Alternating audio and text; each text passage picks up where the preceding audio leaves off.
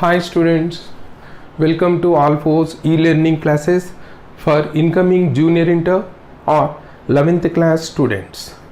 This program has been designed to assist you, to guide you for the preparation of the competitive examinations like G-Mains and NEET. G-Mains is already it is for engineering purpose and NEET is for medical purpose. Both these two are national level competitive examinations, and you are going to face so much of competition from other students when you are attending for these two examinations after completion of your 12th standard, that is nothing but after your senior intermediate course. Clear? And now when you are preparing for the board examinations like IP, that is intermediate board examination, or CBSE, there you will be asked some sort of descriptive part of the questions, and when it is a descriptive part, you can describe or you can write your ideology on paper, whatever you are thinking the correct way, or whether whatever the derivation you are thinking the correct manner, you can put it on paper. But for competitive examinations, here you are not having such type of chance. Here just they will ask the question and they will provide some data required to solve the question, and they ask you to opt one of the options they provided.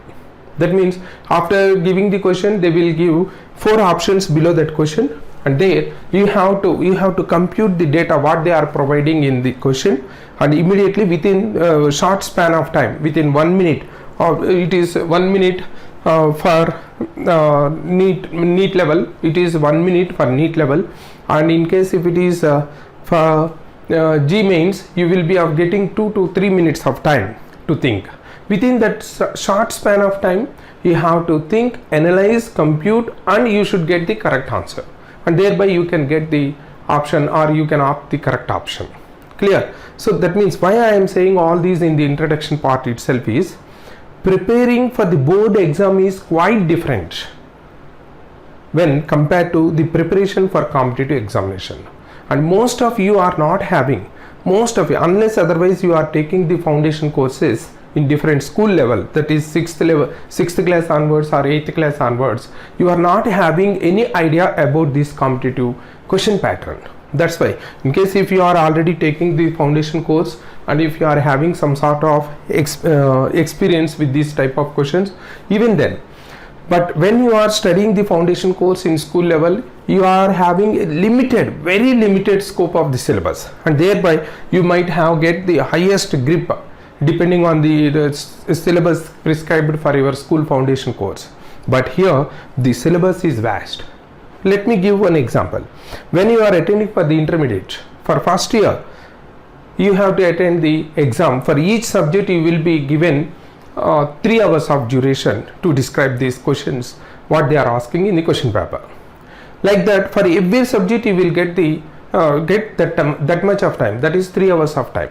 But whereas in second year also for the same subject, the second part which is prescribed for the second year 12th class, you have to you will be given 3 hours of time for the descriptive part of board examination.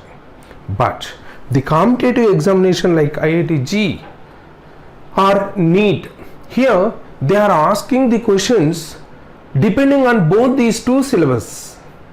That is nothing but the combined syllabus of these 2 years, they are asking just 25 to 45 questions. In NEET, here we are going to have the discussion on NEET level syllabus, and thereby I will explain the NEET level pattern. In NEET, what they are asking is 45 questions. That 45 questions from physics, 45 questions from chemistry, 45 questions from 45 plus 45 botany and zoology. Actually, even though we are having that distinction here, actually in state level or national level exam, it is simply only biology. That means there is no such type of difference. Botany and zoology distinguishment is not there. So from biology 90 questions they will ask, and from physics 45 questions, and from chemistry 45 questions.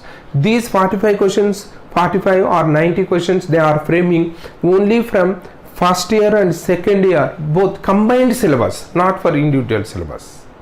Clear? And that too, when you are writing the board examination in first year, each subject you are getting, botany you are getting 3 hours. That too 3 hours, what you have to answer is 60 marks questions.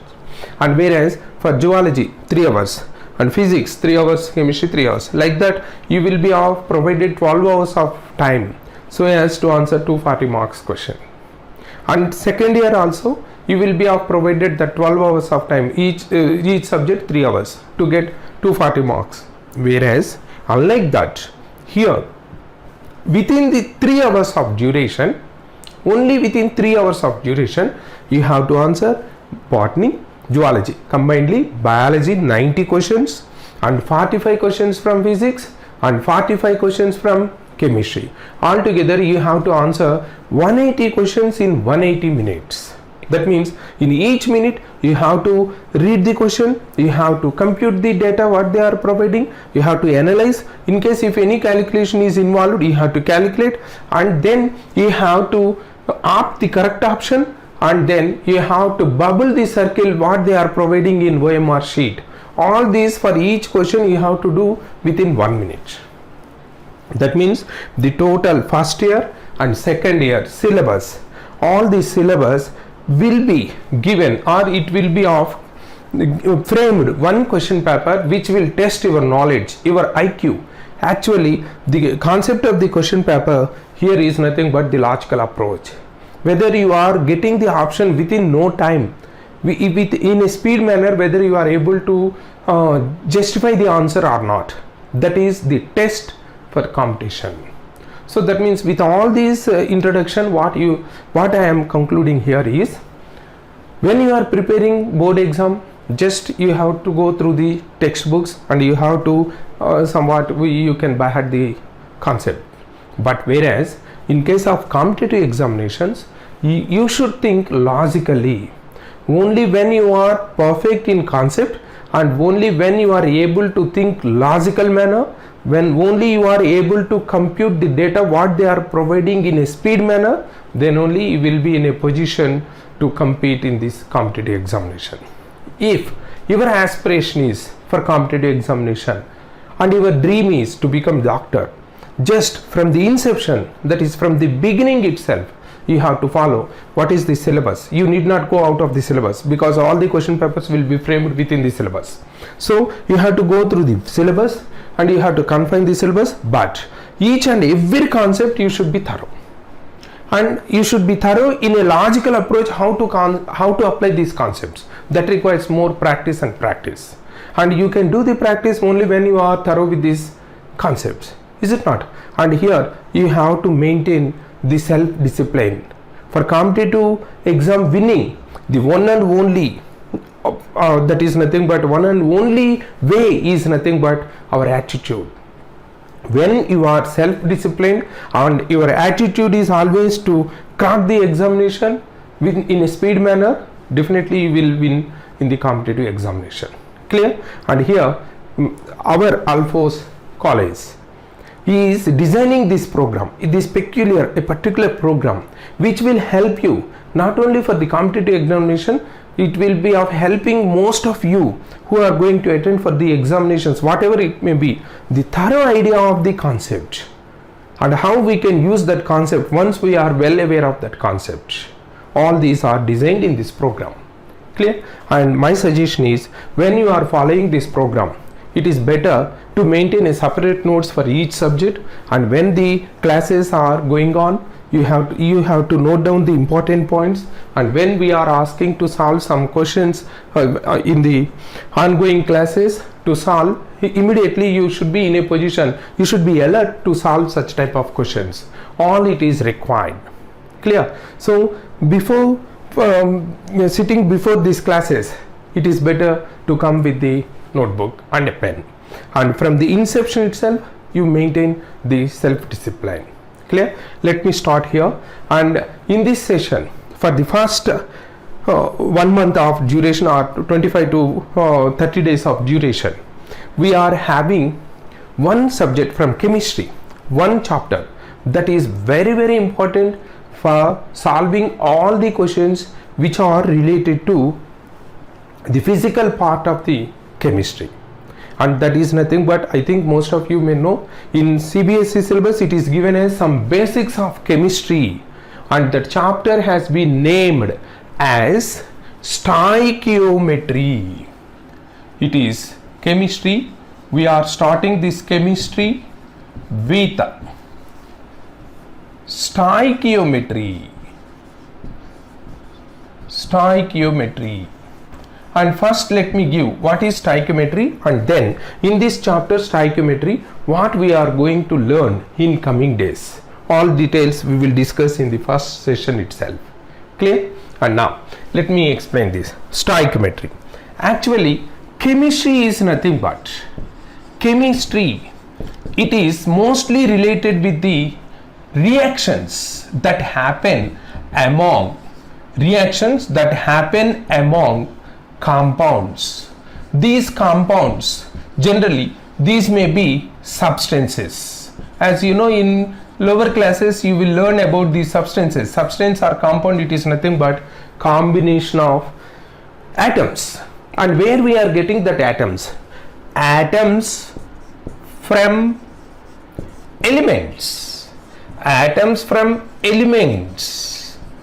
These atoms from different elements combine. They combine to give the compounds. Is it not? And when they combine, this combination will frame different compounds, and that compounds from the same different elements may be of having different compounds because of different number of atoms involved. Let me give best example. Here carbon, one atom, combined with 4 hydrogen atoms, it is one compound, CH4. Methane, already you know. And in case if the same two elements when combined with 2 carbon atoms and 6 hydrogen atoms, it is another compound. It is methane and it is ethane. Like that with the same elements. Now depending, so say for example, instead of carbon, if nitrogen is in combination with hydrogen, like this, NH3, instead of carbon, nitrogen is combination with hydrogen, and now it is another compound, because here the other compound is because of the other element atom is participating, and here the other compound is not because of other element participation, just it is because of the element atoms number difference. Clear? Like that, either in this manner or in this manner, or some other elemental atoms may participate. Not only 2 elements, there may be more than 2 elements can also participate. Clear? And like that, when they combine with their atoms, they are forming the compounds. Clear? And that means altogether what we can see is these are the important parts of any substance. These are atoms coming from elements are playing very important role in deciding the compound in their parent. Say for example, carbon, from carbon atom, from nitrogen atom, like that, depending on the parental element. And next one, depending on their number also. Here carbon is 2 in number, hydrogen is 6 in number, unlike that this, and hence it is another compound. Clear? Like that, different compounds are formed. Here just in this stoichiometry, when atoms are combined to give different compounds, when these compounds combine among themselves, say for example, if we are considering this NH3, ammonia is there, it is ammonia, well familiar to you, and this ammonia, when it is reacting with a HCl, here hydrogen and chlorine, these two combination is giving one compound, is it not? And now when these two compounds combine, again it is giving another compound, that is nothing but NH4Cl, ammonium chloride.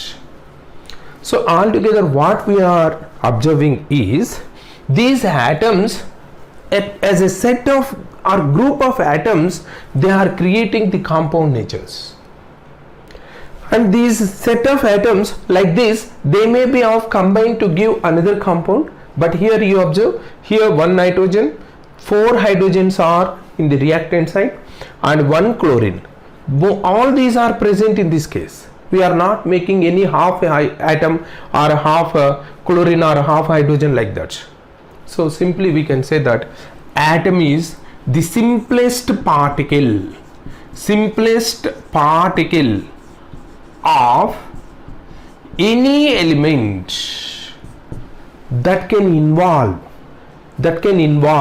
in a chemical reaction. The smallest or the simplest particle that can exist independently may not exist independently. That means, say for example, if nitrogen, it is participating, it is reacting with 3 hydrogens, is it possible to write these two combination, 1 nitrogen atom, 3 hydrogen atoms? Then the answer is no. And in coming sessions, when the classes are going on, you will learn why nitrogen independently doesn't exist, why hydrogen is not independently existing. All these you will learn, but it is not the content here. Here our scope for the discussion is what is stoichiometry. And for that purpose, altogether with this one, what you have to learn is, for a compound, the minimum, the smallest particles that involve in the formation of a compound from different elements is nothing but atom. And these atoms, when they are coming from different elements, they are giving different compounds. Or if they are coming from the same elements, when their number is different, then also they are creating other compounds. In both these two cases, if the parent element is different compound. If the same parental elements but providing different number of atoms, then also different compounds. Clear? And now that is what we learn up to now. That is, in this case, when observing this formula, it is nothing but representation of this compound, and this representation is known as the molecular formula. Molecular formula of the compound. This is molecular formula of methane, and it is molecular formula of ammonium, and it is molecular formula of ethane, and this is molecular formula of ammonium chloride. When once the molecular formula is given, just by observing this, you know which element is present and how many atoms of that element is present in the molecule. Just here, when methane is given like this, CH4, simply you can say that carbon atom, 1 atom is present and 4 hydrogen atoms are present. And in case if it is given ammonium chloride, the formula is given. In case literally they are giving ammonium chloride, it is not possible to guess how many atoms present. Clear? And after knowing this ammonium chloride formula, that is the study of chemistry. In that chemistry, after learning that how to write the molecular formula, it is nothing but guessing from different valency factors and the combination factors, all these you will, when the formula is written, so simply you can say that which elements are present. Here ammonium chloride has nitrogen, hydrogen, chlorine, and how many atoms present? Nitrogen 1 atom, hydrogen 4 atoms, chlorine 1 atom. Like that, the elements, which elements are involved in that compound, can be known from the molecular formula. So such identification of the presence of elemental atoms in the molecule of the compound is known as qualitative analysis. You remember, quality analysis, which is present, how much, which element is present in the given compound, is how many atoms present, it is also qualitative. Clear? So qualitative analysis is nothing but observation of the presence of different elemental atoms in the molecule of the given compound. That is qualitative analysis. Clear? And now actually stoichiometry is not related to this. It is not having any idea about this qualitative analysis. But stoichiometry is related to, when let us consider the 4 compounds again. Here carbon and hydrogen, these two combine. Number of atoms 1 and 4, we know. But now how much of carbon is in combination with how much of hydrogen? That is nothing but the amount. The amount may be either in the form of volume or in the form of mass. Mostly it is in the form of mass. How many grams or milligrams, whatever it may be, how much weight mass of carbon is in combination with hydrogen in this particular compound. Similarly, how much amount of nitrogen is in combination with how much of hydrogen. Here also, how much of carbon is in combination with how much of hydrogen. Similarly, that is nothing but we can say it is known as quantitative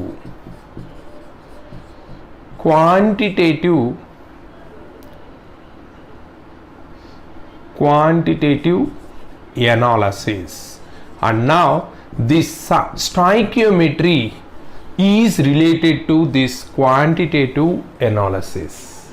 That means for any compound formation, when we are writing the molecular formula, how much mass of an element is in combination with how much mass of other element, or how much of, that is nothing but the amount. Here why I am not confined to mass means, here sometimes they may be of providing in terms of volume in case of gases mostly. Instead of masses, we can also consider the amounts in terms of volumes also.